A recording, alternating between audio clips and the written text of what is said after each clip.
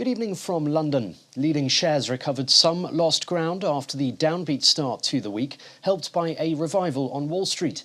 The FTSE 100 opened up 41.5 points, or 0.56%, with house builder Taylor Wimpey leading the way, up 3.9% after its latest update. The blue chip index added 0.6% after closing at its lowest since March the 18th on Monday. Glencore led gains among miners with its 1.9% rise after Barclays raised the stock's price target. The FTSE 250 index advanced 0.4%, powered by a 7.6% jump in shares of National Express Group after the transport firm's first quarter revenue bounced back to 2019 levels.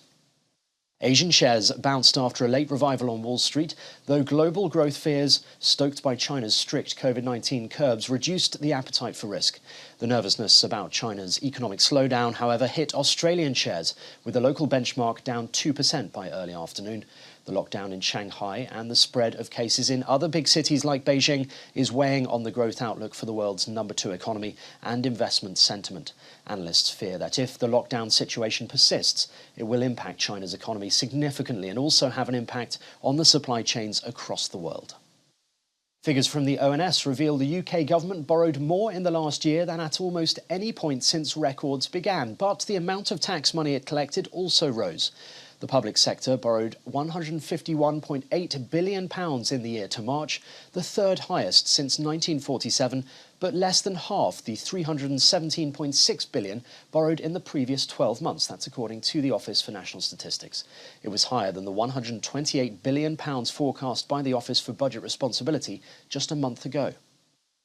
And human rights groups have raised concerns that a lack of moderation on Twitter could lead to a rise in hate speech.